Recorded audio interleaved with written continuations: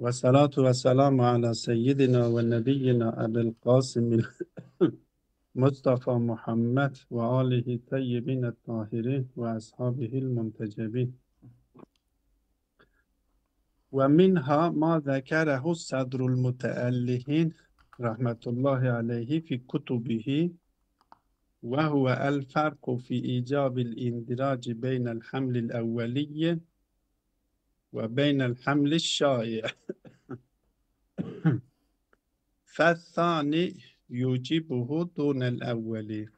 Hop, biz vücud-i zihni hakkında yapılmış olan işgallere verilmiş olan cevapları Allame kabul etmedi.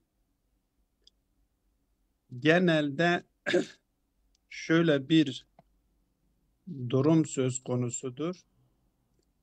Bir soruya ya herhangi bir işgale cevap cevap verildiği zaman mümkündür vermiş olduğunuz cevap doğru olabilir. Yani zihin aleminizde cevap doğru olabilir ama kullanmış olduğunuz cümleler ve yapmış olduğunuz beyan yetersiz geliyor. Vermiş olduğunuz beyanın kendisi sorunlu oluyor. En azından ibareler, kullanmış olduğunuz ibare ya ifade etmiş olduğunuz ifadeler o ifadelerden, o beyanatlı yapılmış olan beyanlardan sorun söz konusudur. Biz dedik Koççi bir cevap verdi. Kendisi Koççi geldi dedi ki bizim zihnimizde bilgi şekillendiği zaman ilimle malum-i bizzat ayrıdır. Malum-i bizzat mekulelere giriyor. İlimde keyfi nefsanidir. Nefsimizde iki tane hakikat söz konusudur. Onun üzerinden cevap vermeye çalıştı. Allame dedi ki bu cevap yetersizdir.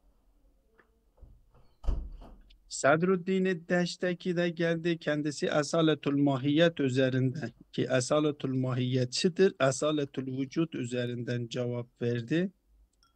Ve kendisi de kendisiyle tenakuz içerisine girdiğini ve diğer taraftan da çünkü kendisi dışarıdan gelen bizim zihnimize gelen bir istihaleye uğradığını dışarıdaki hakikatinden soyunarak bizim zihnimize geldiğini iddia etti. Doğal olarak eğer zihnimizdekiyle dışarıdaki arasında o dışarıdaki soyunarak hakikatinden soyunarak istihaleye uğrayarak bizim zihnimize geliyorsa bu tebayün söz konusu oluyor. Bizim zihnimizdekiyle dışarıdaki arasında bir tebayün söz konusudur. Ve biz zihnimizdeki tasavvurlar üzerinden dışarıdaki hakikatler hakkında bilgi edinemiyoruz. Dolayısıyla insan tamamıyla husuli bilgiden yoksun olmuş oluyor. Muhakkik-i Devani de geldi ilmi kenara attı. Dedi ilim diye bir şey söz konusu değildir. Malum-i bizzat söz konusudur. Ve malum-i bizzat da dışarıdaki nötrdür. Bizim yanımızdaki malum-i bizzat nötrdür. Kendisi dışarıdaki mekule ile değerlendiriliyor. Dışarıdaki mekule neyse bizim yanımızdaki malum-i bizzat da aynısıdır. O. Bunların yapmış olduğu bu cevaplar sorunludur. Şimdi Allame Tabatabai geliyor Mulla Sedra'nın bu soruya, bu işgale vermiş olduğu cevabı zikrediyor ve bu cevabı kabul ediyor. Bu cevabın ruhu ve bu cevabın aslı, temeli hamle evveli ile hamle şai arasındaki farka dikkat ederek ve bu iki tane hamli birbirinden ayırt ederek bunun üzerinden soruyu cevaplandırıyor. Dolayısıyla biz hamle evveliyle ve hamle zatiyi tekrar hatırlayalım. Biz demiştik ki hamle evveli ve hamle zati nedir? Mefhum, iki tane mefhum birbirine hamlediliyor. Ve mefhumlar birbirlerine hamledildiği zaman o mefhumlar arasında ittihat söz konusudur. Ya sadece iki lafız şeklinde biz telaffuz ediyoruz. Oradaki ihtilaf itibaridir. Ama iki mefhum arasında bir ittihat vardır. Dolayısıyla mistaklarda da eğer iki mefhum arasında mevzu ve mahmul olan mefhum arasında ittihat söz konusuysa doğal olarak mistakları arasında da ittihat söz konusudur. Ve hamle şaiyede ise biz hamle şaiyede diyoruz ki mefhumlar arasında ihtilaf söz konusudur. İki mefhum birbirine hamledilen yani birisi mevzu olarak ve birisini mahmul olarak aldığımız mefhumlar arasında ihtilaf itibari değildir, gerçektir, vakiidir. Her bir mefhumun ifade etmiş olduğu zihnimizdeki mana diğer mefhumun ifade etmiş olduğu manadan ayrıdır. Hop, İttihad nerede vardır? İttihad mistaklarında söz konusudur. Bu okuduğumuz ilk satırda Sedrül Müteellihin diyor kendi kitaplarında zikrediyor. Diyor ki buradaki hamle evveli ile hamle şayi arasında bir şey vardır, bir fark vardır. İcab hem hamle evveli mucibedir, hem hamle şayi mucibedir. Bu iki tane mucibe olan hamle evveli ile hamle şayi indiraç bağlamında birbirinden farklıdır. Ki hamle sanide o indiraca neden oluyor ama hamle evvelide indiraç söz konusu değildir. Ki dün muhakkik Devaniye vermiş olduğu cevaplardan o bir yapmış olduğu işgalde de işaret etmişti. Mesela dikkat edin, ben zihnimde iki tane hamil burada zikrediyorum. Birisi hamle evveli ve birisi de hamle şayi şeklindedir. Hamle evvelide indirac gerçekleşmiyor ama hamle şayi'de indirac gerçekleşiyor. Yani eğer ben bir makuleyi ifade edecek bir mefhumu başka bir mefhuma hamlettiğim zaman hamle evveli şeklinde alırsam o indirac gerçekleşmiyor diyor. Ama hamle şayi şeklinde alırsak diyor o indirac gerçekleşiyor. Mesela diyelim ki ben insan için diyorum ki el insanu cevherun. İnsan cevherdir. Hamle evveli olarak alırsak yani mefhumu insan zihnimdeki insan mefhumu cevherdir. Ben sadece bu insan hamle evveli anlamında ben sadece insan mefhumuna cevher dememle bu insan cevher mekulesine girmez. İndiraç gerçekleşmiyor. O indiracın gerçekleşebilmesi için yani insanın cevher olabilmesi için ki cevher biz zikretmiştik. Cevher iza vucide fil haric vucide la fi mevzu'in. O cevher böyle bir hakikate sahiptir. ben insana cevher dediğim zaman eğer hamle evveliyle söylesem o cevher mekulesine girmiyor. Çünkü cevher mekulesine girebilmesi için cevherdeki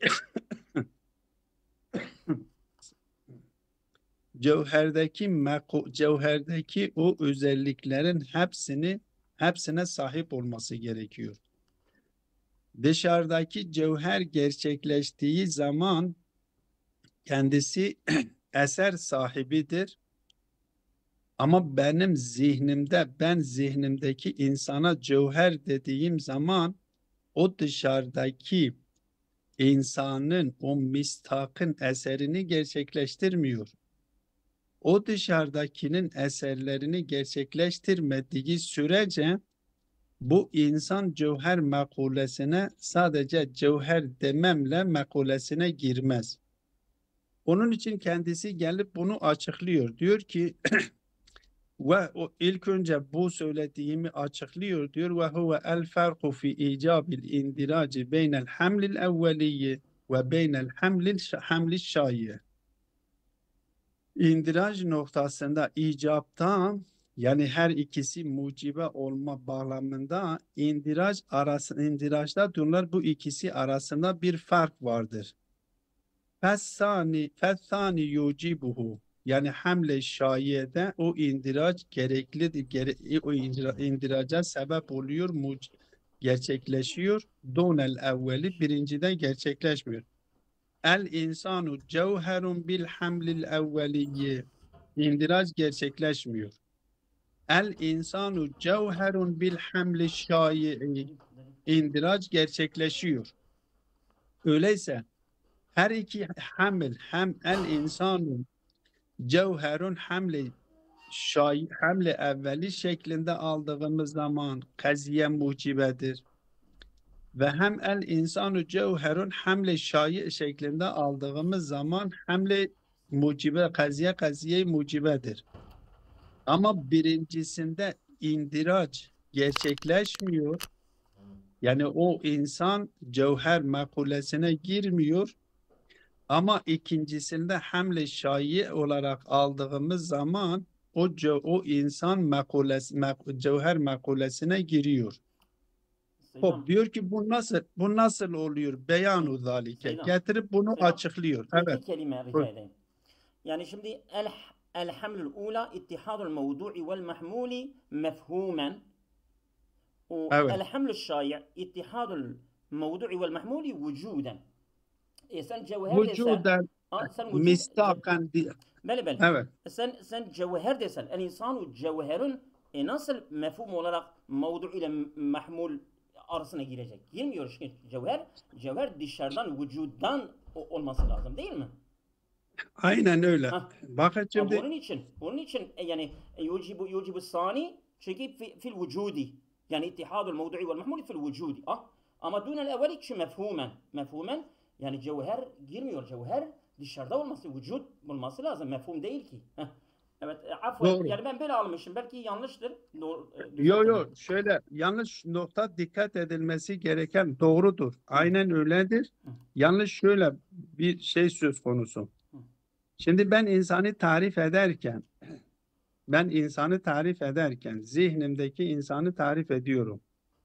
Diyorum el insanu cevherun zaten geliyor aşağıda da geliyor. Ben şimdi söyleyeyim ki oturmuşsun. Bakın el insanu cevherun cismun namin hasasun mutaharrikun bil iradeti natikun. Evet. Şimdi benim zihnimdeki ben insanı tarif ettiğim zaman bu tarifi kullanıyorum. Ama bu cevher olabilmesi için cismin nami olabilmesi ben zihnimdeki insan hamle evveli olarak aldığım zaman ne cevherdir, ne cismin namidir, Aynen. ne hassastır, Aynen. ne mutaharrikun bil iradedir, Evet. ne natikundur. Çünkü mefhum insandır. Mefhum insan. Ve bu kaimun kaimun bin nefsidir. Ama şöyle bir durum söz konusu. İyicene dikkat edin. Asıl püf nokta da buradadır. Şu noktadır. Ben şimdi bu insanı ki tarif ettim.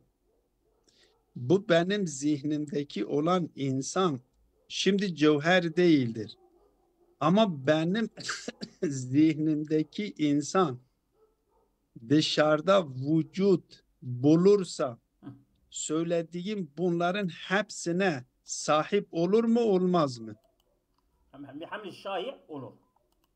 Dışarıda vücut, bak dikkat edin, diyorum ki dışarıda vücut bulduğu zaman Tamam. o gerçek bunlara sahip oluyor mu olmuyor mu? Ama بالحمل Oluyor. بالحمل الشايع. Hamle حمل hamle أولي. şayı oluyor. Hı hı. Eğer hamle evveli şeklinde benim zihnimdeki olan dışarıdakiyle aynısı değilse o zaman dışarıdaki için getirdiğim bu zihinde olan gelen bu tarifi getirdiğim zaman o dışarıdakiyle nasıl uyum içerisinde oluyor? Safsata olur. Çünkü Yo. ha, Bakın dikkat edin. Safsata meselesinden ziyade dikkat edin. Hı. Ben şimdi diyorum ki benim zihnimdeki insan Hı. ilim değil midir? evet. Eğer dışarıda vücut bulursa Hı. bakın eğer dışarıda vücut bulursa Hı. o insan hayvan-ı natikundur. Hı.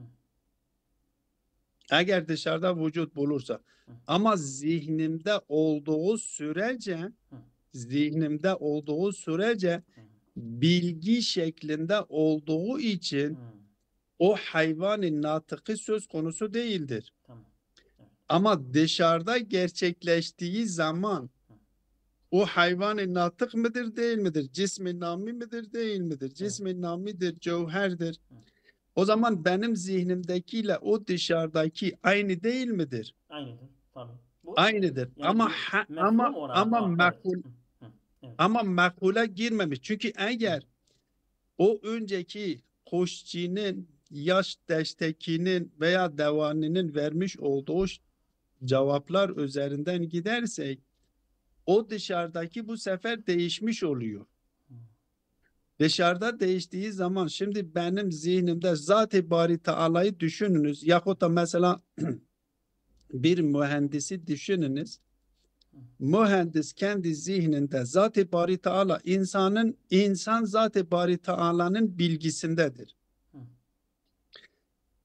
Zat-ı Bari Teala'nın bilgisindeki olan insan eser sahibi midir? Evet.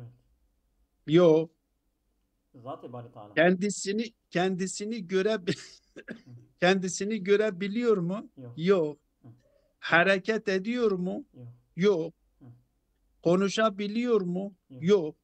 Ama Zat-ı Bari Teala'nın bilgisindeki olan insan dışarıda var edildiği zaman bunları gerçekleştirebiliyor. Hop. O Zat-ı Bari Teala'nın bilgisindeki olan mı o dışarıda gerçekleşti yoksa farklı bir şey mi gerçekleşti? Zat-ı Bari Teala'nın bilgisinde olandır. Evet, aynen. Ama Zat-ı Bari Teala'nın bilgisinde olduğu sürece keyfi nefsanidir. Keyiftir. Yani mekulenin hamle evveli aynen bizim ben Zat-ı Bari Teala'dan örnek veriyorum ki netleşmiş olsun. Bizim zihnimizde insan şimdi keyfi nefsanidir. Beni kaimun bin nefsidir. Kaimun bin nefsihi olduğu için çünkü ilim şeklindedir. Bu kaimun bin nefsihi olduğu için cevher değildir. Mekulenin hiçbirisine girmiyor. Keyfi nefsanidir. Öyleyse hamle evveli şeklinde bu keyfi nefsanidir. Ama hamle şai şeklinde olduğu zaman ne olmuş oluyor? Cevher olmuş. Eğer cevherse cevherdir. Kem ise kemdir. Keyf ise keyftir. Bu iki hamil üzerinden siz gelip demeyin benim zihnimdekiyle dışarıdaki birbirinden farklıdır. Tebayün içerisindedir. Ya birisi geliyor ilmi reddediyor diyor. Öyle bir şey söz konusu değildir. Şimdi benim zihnimdeki olan kaimun bin nefsi olduğu için kaimun bin nefsi benim nefsimle kaim olduğu için cevher değildir. Keyfi nefsanidir. Hı. Yani o şeyin söylemiş olduğunu he? Evet, evet. Ha, öyleyse hamle evveli ve hamle şai şeklinde biz bunu değerlendirdiğimiz zaman hamle evveli olarak aldığımız zaman indiraç gerçekleşmiyor. Evet. Ama hamle şai olarak yaptığımız zaman gerçekleşiyor ki kendisi Hı. açıklıyor. Tabii, Diyor tabii. beyanu zalike. Hı hı. Evet. Enne mucerrede ahzi mefhumin cinsiyin o nev'iyin fi haddi şeyin ve sıdkihi aleyhi la yucibu indirace zalike şey tahte zalikel cinsi evin nev'i. Şimdi siz bir mefhumu aldınız, insan aldınız, insan üzerine ne dediniz? Cevher dediniz, cismi nami dediniz, hassasun dediniz, müteharrikun bil irade dediniz, natikun dediniz. Hı hı. Bu bir mefhum almıştır. Mefhum cinsi nedir? Mesela almışsınız cevherdir.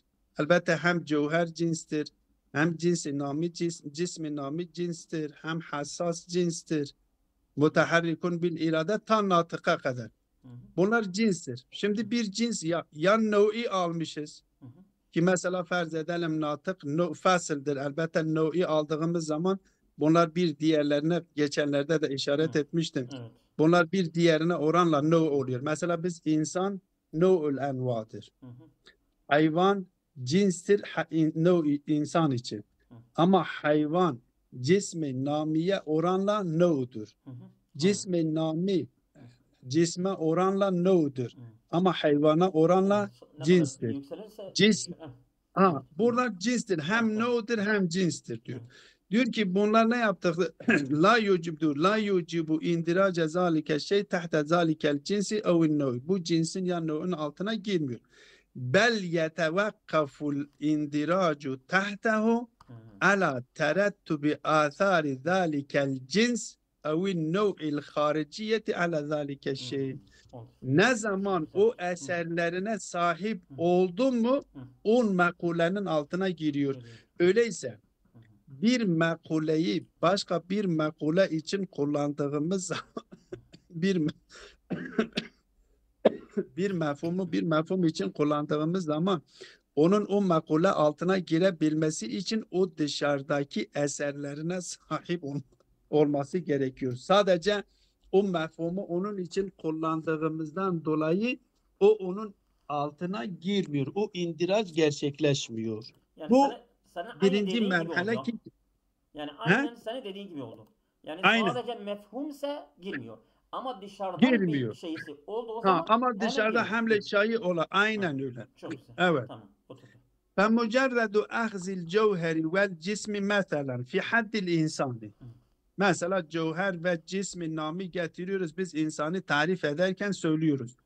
Haythu yukalu el insanu cevherun bir. Cismun namin iki. Hassasun Müteharrikun. üç. Mutaharrikun bil irade Natik. dört. Natikun beş. Hop. Diyor la yucibu indiracahu tahte mekuletil cevheri. Ben şimdi el insanu cevherun dediğim zaman cevher mekulesine giriyor mu? Yani cevher için getirdiğimiz tarifi dikkate alarak. Cismi naminin giriyor mu? Hassas olmasına giriyor mu? Diyor ki diyor girmiyor. Diyor ki la yucibu indiracahu tahte mekuletil cevheri o cinsil cismi. Hatta yakuna mevcuden la fi mevdu'in. Bak şimdi fi mevzu'indir. Tabii ya. Hamle Yani evveli olarak hamle aldığımız şai gerçekleşmedikçe. Çok güzel. hamle şayı şeklinde almadığımız sürece o Aynen. mekulenin altına girmiyor. Girmiyor. Çok güzel. Zira çünkü ben şimdi hamle evveli şeklinde aldığım zaman bu kaim fi mevzu'indir. Benim nefsimle ayaktadır. Tamam. Çok güzel. Tamam. Evet. لا في موضوع باعتبار كونه evet hatta yakunu mevcuden la fi mevzuin باعتباره كونه cevheren. Cevher Diyor olduğu ki için bu girmiyor. kendisi girmiyor. Ve Girmiyor. yekunu bihaysu yasihu en yufrada fihil eb'adu selase. Cism dediğimiz zaman cismin eb'ad-ı selasesi vardır. Tol, umk, Evet. arz. Evet. Hop, bi'itibari konu باعتبار أنه جوهر كونه باعتبار كونه جوهرا o zaman mevcuden lafi mevzudur. Cevher usta cismen. Bir, Tamam. böyle, Baştan geliyor. evet, Tamam. bi'itibari ennehu cismun yufradu fiye eb'adu selase diyor. Evet. Tamam. Ve hakaza. Ve diğer haletler de öyledir. Aynen öyle. Hop. Ve keza mucerredu ahzil kemmi. Örnektir. Yine aynı şekilde örnek diyor. Diyor ki biz mucerredu ahzil kemmi diğer makuleleri söylüyor. Vel ittisali fi haddi sat. Mesela biz insanı aldık, tarif ettik, dedik cevherun cismun namin hassasun mutaharrikun bil irade natikun. Şimdi sathi alıyoruz, tarif ediyoruz. Haysu yukalu, sathi tarif ederken ne diyorlar? Yani yüzey, bir şeyin yüzeysi.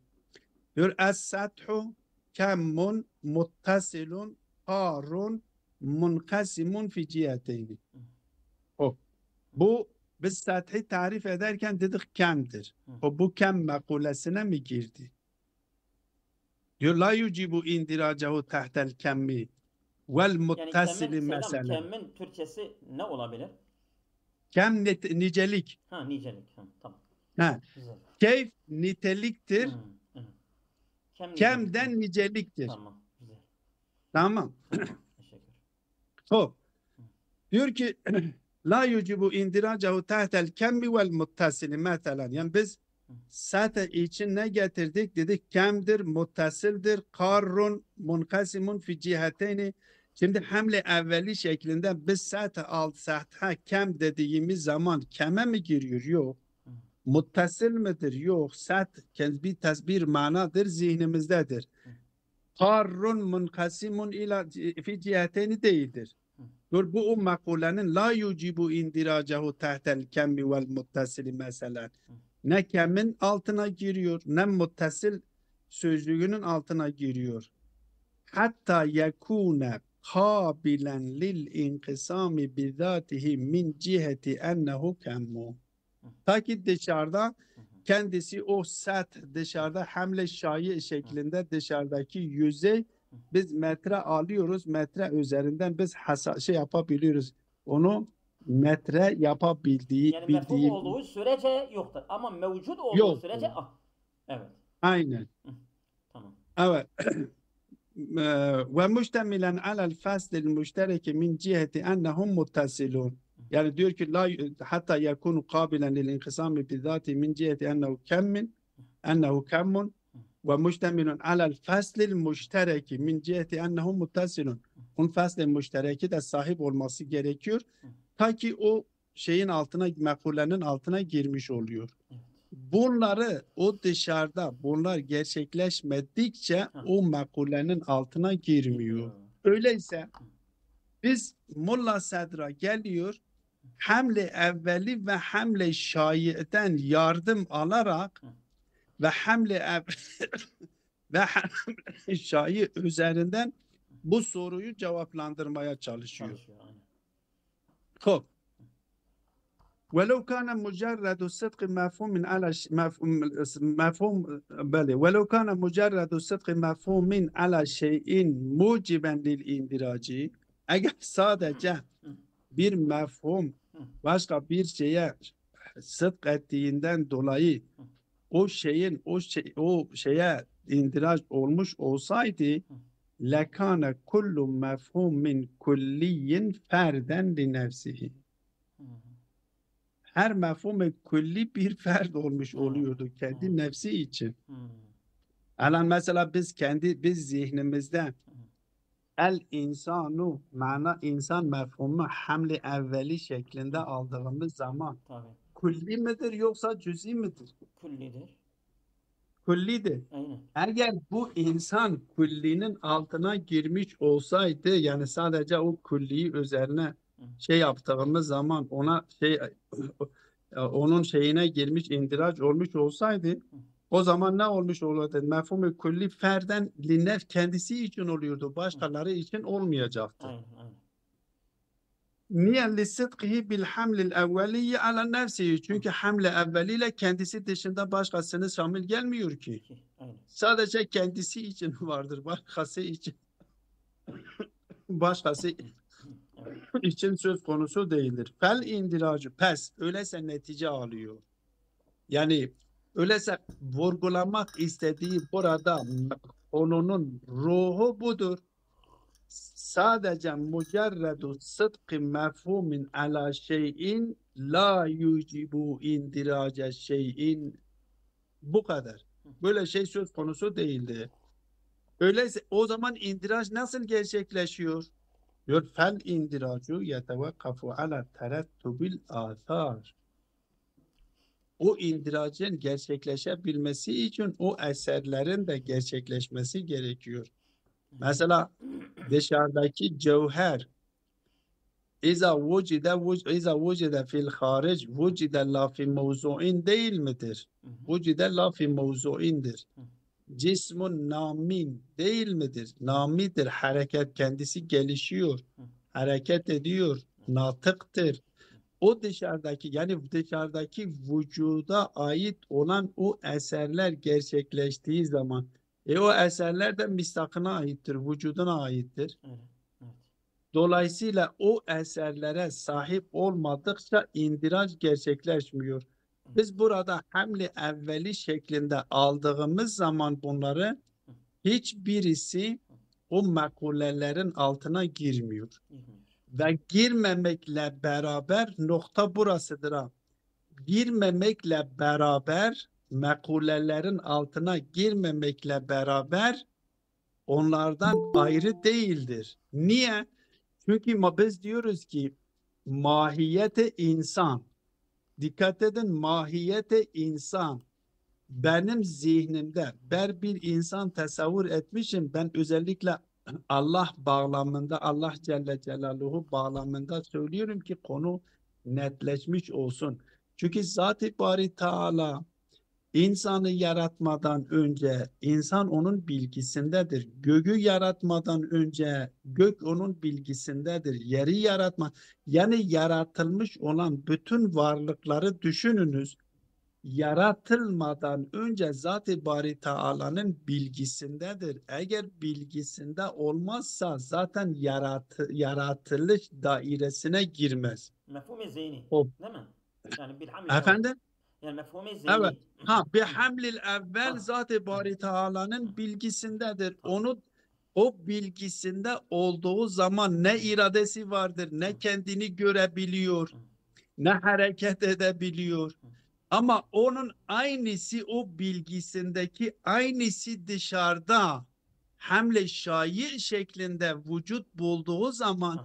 kendisini görüyor, eser sahibi oluyor. Tamam.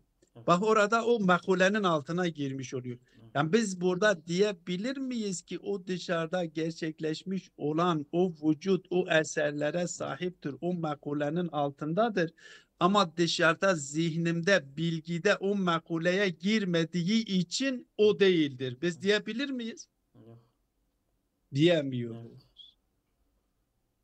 Öyleyse hem biz ilmi korumuş olduk, keyfi nefsani olduğunu korumuş olduk. Hem mekulenin altına girmedik. Biz vücudu zihni de kabul etmiş olduk. Keyfi nefsanidir. Özellikle ilmi husulü keyfi nefsanidir. Ve dışarıdaki hakikatle zihindeki hakikat aynıdır. Ama dışarıdaki hakikat eser sahibidir, mekuledir. Zihnimdeki mekule zaten zihnimde bilgi şeklindedir. Artık onun mekule gibi hamle evveli şeklindedir. Hamle evveli şeklinde olduğu için hiçbir mekulenin altına girmiyor. Evet. Onun için diyor ki ولو كان مجرد صدق مفعول على شيء موجبا للاندراج لكان كل مفعول كل فردا لنفسه لصدقه بالحمل الاولي على نفسه فالاندراج öyleyse indirac nasıl gerçekleşiyor? Diyor fel indiracu yetevakafu ala terettübül athar ve ma'lumun enne terettübel athari innema yekunu fil vücudil harici Dun dunel el zihni. zeyniye. Evet. Tamam. Aynen. Aynen. Hop. Değil ki. Bunu bu şekilde açıklamış olduğu. Evet. Fetebeyyene. Devam edelim yoksa yeterdir. Valla siz bilirsiniz. Ha yeterdir. Burada Yeter. yeterdir. Tamam. Devamını yarın okuyalım. Tamam tamam. Hayırlı Hadi akşamlar ve hepinize. sallallahu ala Muhammedin ve Ve Ali alihi Muhammed. teyyibine tahirin. Tahirin. Evet. Siz bazen öyle